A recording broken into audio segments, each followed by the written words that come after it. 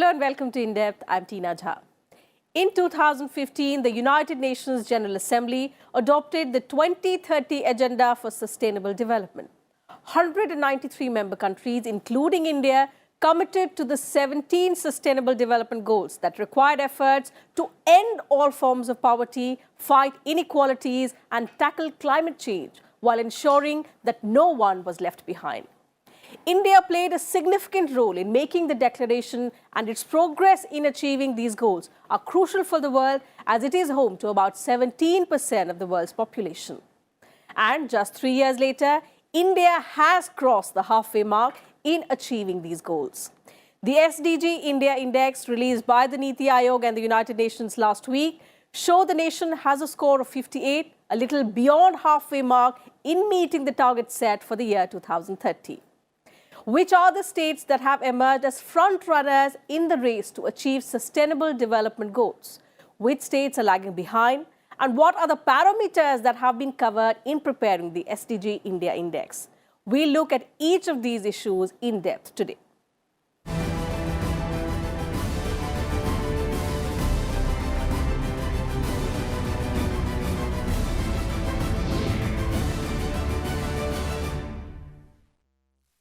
The SDG Index aims to promote healthy competition among states and union territories by evaluating their progress in social, economic and environmental terms, which will help India achieve the UN Sustainable Development Goals by 2030. Based on their performance across 13 of the 17 identified SDGs, states and union territories were given scores ranging from 0 to 100. India is on the fast track to achieving its sustainable development goals, with every state working hard to fulfill the goals needed to achieve this target. Himachal Pradesh, Kerala and Tamil Nadu have emerged as the top performing states in the country with a score of 69 on the SDG India Index released by the NITI Aayog and the United Nations. The index evaluated progress of the states in social, economic and environmental terms. We've created a SDG India Index. And this will tell you where the states are in all the SDG indices. All the Sustainable Development Goal indices will tell you where the states are. And our objective is that we should create a sense of competition among the states on all the SDG indices. And we should put the change as it takes place on a real-time basis.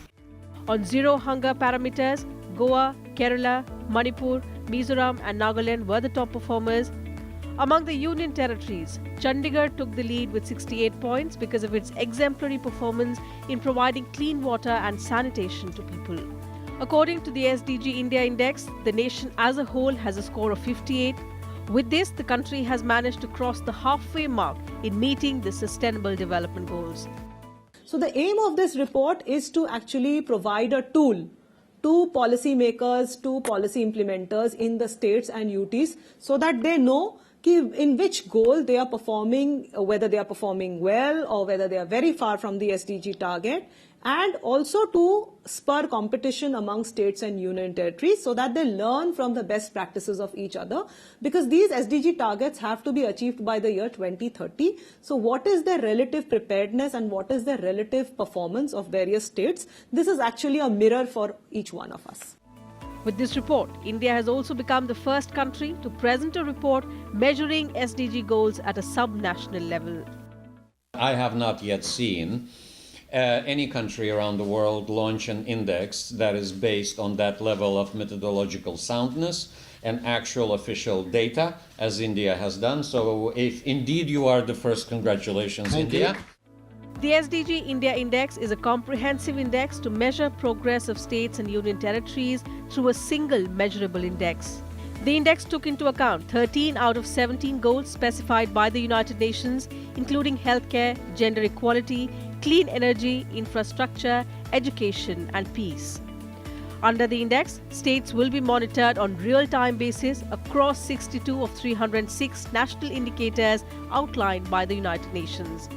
The first baseline report for 2018 was prepared with the support of United Nations in India. The index is part of Transforming Our World, the 2030 Agenda for Sustainable Development, which was adopted by 193 member states at the historic United Nations General Assembly Summit in September 2015. So when states are doing good in poverty eradication, when states are doing good in improving nutrition levels, in improving health services, in improving, let's say, access to water and sanitation, in improving industrial growth, in improving sustainable methods in climate adaptation facilities. So these are some of the areas, and in gender. So these are some of the areas, if states are doing well, they have got a good score. So if you see in the report, we have done a scoring between 0 to 100. However, not all states have managed to achieve the Sustainable Development Goals. Assam, Bihar and Uttar Pradesh are at the bottom of the SDG index. So states who are falling in the category of 0 to 50, 0 to 49, they are have been categorized as aspirants. And these are the states where a lot of focus needs to be done. States like Bihar, Uttar Pradesh, like Assam. So these are the states which need a lot of focus, especially in certain goals which I could mention here, in health, in gender equality, in energy, in sustainable cities and urbanization, and in industrial growth. So these are some of the focus goals in which these states have not have got a score of less than 49, which is why they have been categorized in the aspirant category. The SDGs are an ambitious commitment made by world leaders, embracing economic, environmental and social aspects of the well-being of societies. India played a prominent role in the formulation of SDGs. With inputs from Anu Diwan, Bureau Report, Rajya Sabha TV. The idea of sustainable development arose with the realization that in our pursuit of development, we've done extensive damage to our environment. The United Nations in 2016 set Sustainable Development Goals, targets that are to be accomplished by the year 2030. These goals seek to build on the Millennium Development Goals that were set back in the year 2000 and complete what these did not achieve earlier. Despite rapid urbanization and industrialization, the fruits of development have not been able to reach all. Hence, initiatives have been taken at both national and international level in this regard. The United Nations took a lead and its 193 members gathered on 25th of September 2015 in New York to adopt the 2030 Agenda for Sustainable Development. It is a set of 17 goals. These are very ambitious goals which cover all dimensions of development, whether it is social, whether it is economic, whether it is environmental. And these goals are to be achieved by all nations of the world by the year 2030. So these 17 goals are further divided into 169 UN targets. And India also, every country such as India also has a set of indicators, because finally all targets are to be measured by indicators. So we have a set of indicators by which we are trying to measure these goals and also achieve performance in these UN targets. The 2030 Agenda also says that sustainable development and tackling climate change goes hand in hand. It says to ensure people don't go hungry, there is a need to protect the food systems. To ensure sustainable cities, there is the need to protect them from storms or floods. Thus, action on climate change is necessary for sustainable development. As part of Sustainable Development Agenda, countries adopted a set of goals to end poverty, protect the planet, and ensure prosperity for all. Each goal has specific targets to be achieved over the next 15 years. These are no poverty, zero hunger, good health and well-being for people, quality education, gender equality, clean water and sanitation, affordable and clean energy, decent work and economic growth, industry, innovation and infrastructure growth, reduced inequalities, sustainable cities and communities, responsible consumption and production, that is using eco-friendly production methods and reducing the amount of waste, action on climate change, conserving our oceans, seas and marine resources, protect territorial ecosystems, forests, ensuring peace, justice and strong institutions, partnerships for achieving goals. However, governments need to work proactively in order to achieve these targets. So, when our Honourable Prime Minister had given a commitment to this entire resolution, he had said that the SDGs are mirrored in our national development agenda. When he gave the clarion call of Sabka Vikas, Sabka Saath, Sabka Vikas, it automatically implies the essence of the SDGs, which is no one left behind. So, all the goals are equally important for us, and this can be achieved only by an active cooperation and active work by the states and union territories. Because finally, the benefits, the services and the outcomes have to be measured at the state level and below the state level. The Sustainable Development Goals replace the Millennium Development Goals, which in September 2000 rallied the world around a common 15-year agenda to tackle the indignity of poverty. However, the Sustainable Development Goals go far beyond the Millennium Development Goals in scope. Alongside continuing development priorities such as poverty eradication, health, education and food security and nutrition, it sets out a wide range of economic, social and environmental objectives. It also defines their means of implementation. UNDP says that by giving targets for sustainable development, there will be added pressure on governments to work on them. Bureau Report, Rajya Sabha TV. The World Sustainable Development Summit 2018, held in February this year, brought together global leaders and thinkers in the fields of sustainable development, energy and environment sectors on one common platform. At the summit, representatives from over 40 countries got together to find answers to one question, and the most vital one: what is sustainable development?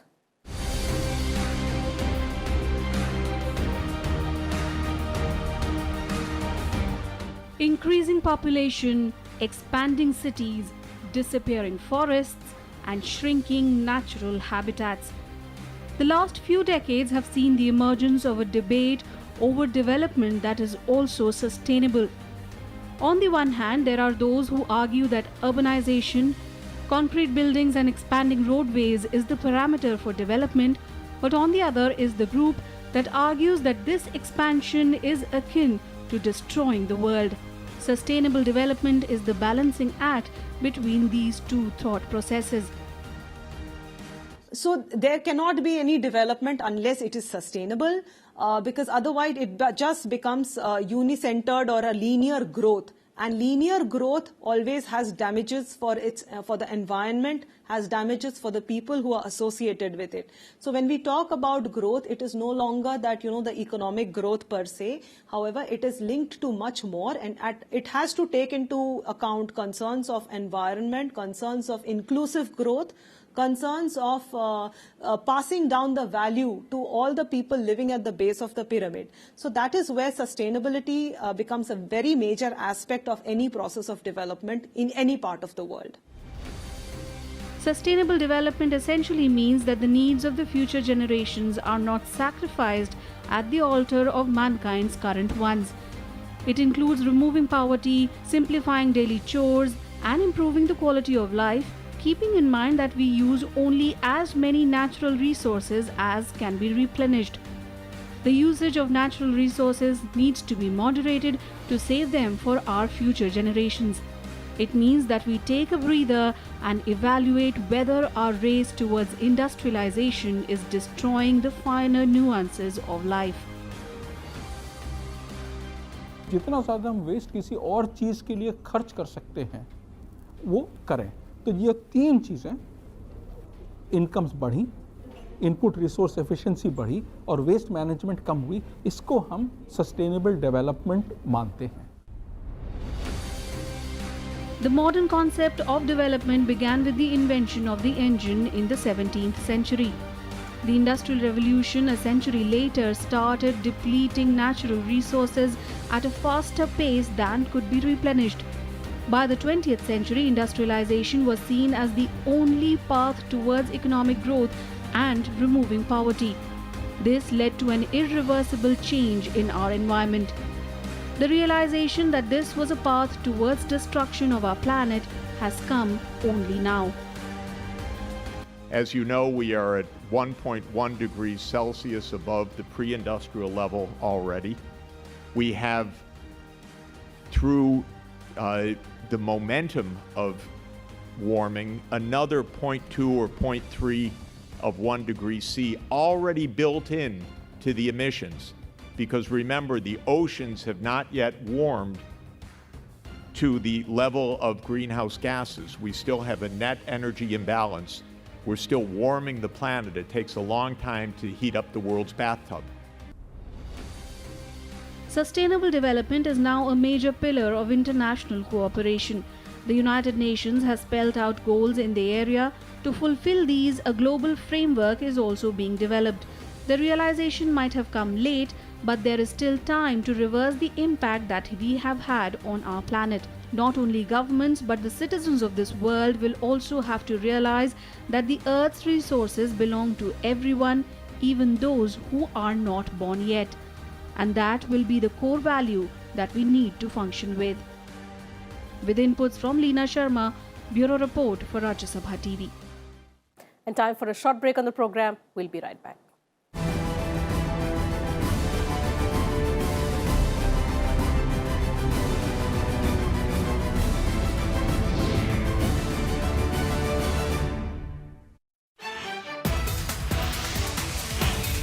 On this edition of India's World, we will analyze the bilateral relationship between India and the Maldives. And today, the southern Indian Ocean, which includes Sri Lanka, Maldives, Seychelles, and Mauritius, in prime example, are very important strategically for us. Terrorism or radicalization, which is an important issue on the island nation, but you've seen the issue of, either the return of fighters, foreign fighters from the ranks of Islamic State, or people getting radicalized itself. That's another area where India has been very, very worried and working closely with Maldives. We on our own alone cannot cope with the Chinese assertiveness and pressure. And therefore, internationally, particularly in South Asia, two countries, especially Japan and US, have started openly collaborating with India, and India is collaborating with them.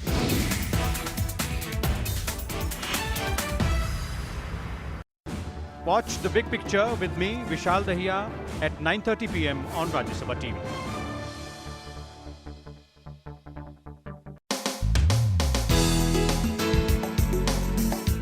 Rajya Sabha TV's YouTube channel has just crossed a new exciting milestone.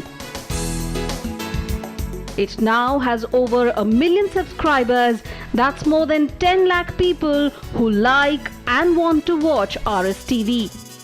Over 15 crore people have watched our videos. Our online viewers are also engaging with us more actively on YouTube. More and more people like, share and comment on our videos. We thank you, our growing tribe of RSTV viewers. We will strive every day to bring you more exciting and engaging content. So stay tuned to Rajya Sabha TV.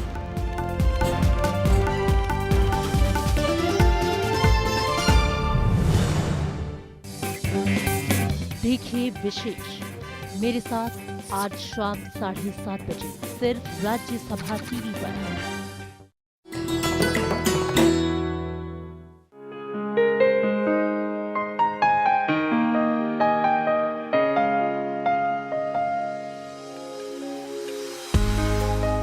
The prolific British poet and story writer Joseph Rudyard Kipling, one of the first masters of short stories in English. In 1894 appeared his Jungle Book, which became a children's classic all over the world. Kim, the story of Kimball O'Hara and his adventures in the Himalayas, is perhaps his most felicitous work published. Set in and concerned with India he had come to know and love so well. In 1907, Kipling became the first English-language writer to receive the Nobel Prize for Literature.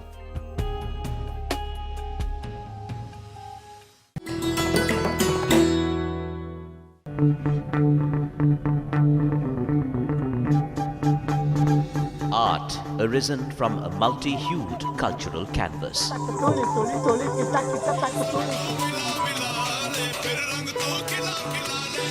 Tradition and cultural fervour dating back centuries.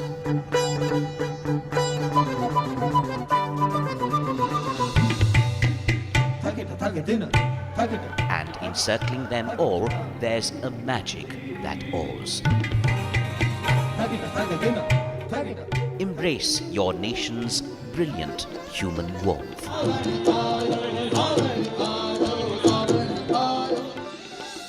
Watch Colours of India, Sundays at 9:30 p.m.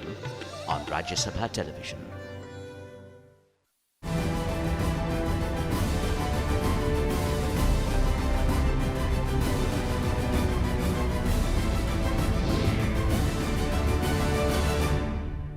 Welcome back. You're watching In Depth. 3 years ago, governments of 193 countries agreed on an ambitious agenda to transform the world by the year 2030, adopting the Sustainable Development Goals that aim to ensure no one is left behind and everyone benefits from development efforts. Agenda 2030 is unprecedented in scope as well as significance, and India is leaving no stone unturned in realizing its commitment to these goals. Having played an important role in shaping the Sustainable Development Goals, it is not surprise that India's own national development goals are reflected in them. In order to fulfill the SDG agenda, the government launched many programs focused on eliminating poverty, gender inequality, climate change, and resource mobilization for SDGs. There is no time to lose in implementing the programs, for India's natural ecosystems are under stress. 10% of its wildlife is threatened with extinction. Agricultural biodiversity has declined over 90% in many regions. Over half the available water bodies are polluted beyond drinking and often beyond even agricultural use. 2/3 of the land is degraded to suboptimal productivity. Air pollution in several cities is amongst the world's worst. Modern wastes, including electronic and chemical waste, are being produced at rates far exceeding our capacity to recycle or manage. UN member states adopted the 2030 Agenda for Sustainable Development, which includes 17 Sustainable Development Goals to end poverty, fight inequality and injustice, and tackle climate change by 2030. The government has reiterated its commitment to realize the Sustainable Development Goals. For clean fuel, it has introduced BS6 petrol and diesel. Delhi will be the first city in the country to leapfrog from Euro 4 grade petrol and diesel to Euro 6. Cities in the National Capital Region like Noida, Ghaziabad, Gurugram and Faridabad, as well as 13 major cities including Mumbai, Chennai, Bengaluru, Hyderabad and Pune will switch over to cleaner Euro 6 grade fuel from January 1st next year. Rest of the country will follow the suit from April 2020. The Supreme Court has also ruled that BS4 vehicles will not be sold after March 31st, 2020 when BS6 norm for cleaner fuel comes into force. This year, the theme of the World Environment Day was Beat Plastic Pollution, and Prime Minister Narendra Modi pledged to eliminate all single-use plastic in the country by 2022 with an immediate ban in urban Delhi. The International Solar Alliance is a group of 121 solar resource-rich countries. The alliance, headquartered in Gurugram in India, aims to deploy over 1,000 gigawatt of solar energy and mobilize more than $1,000 billion into solar power by 2030, thereby accelerating the large-scale deployment of solar energy in developing countries to meet soaring energy demand and help fight climate change. This initiative was launched at 2015 UN Climate Change Conference in Paris by Prime Minister Narendra Modi and French President François Hollande. Meanwhile, following a year of devastating climate disasters around the globe, from California to Kerala and Tonga to Japan, the annual UN Climate Change Conference, COP24, opened in the Polish city of Katowice on 3rd December this year, with the goal of finalizing the implementation guidelines for the Paris Climate Change Agreement. It aims to provide clarity on how to implement the landmark agreement fairly and transparently for all. India has already made remarkable strides in the eradication of polio and the elimination of neonatal tetanus. Further progress on key health indicators such as infant and maternal mortality rates, as well as a reduction in the incidence of HIV, TB and malaria, helped India meet the Millennium Development Goals on health. India also investing significant resources towards ending open defecation by 2019 through the Swachh Bharat program. The SDGs are multidimensional and interconnected, and the scale of the challenge at hand is vast, which requires deep commitment by countries in realizing them. Bureau Report, Rajya Sabha TV.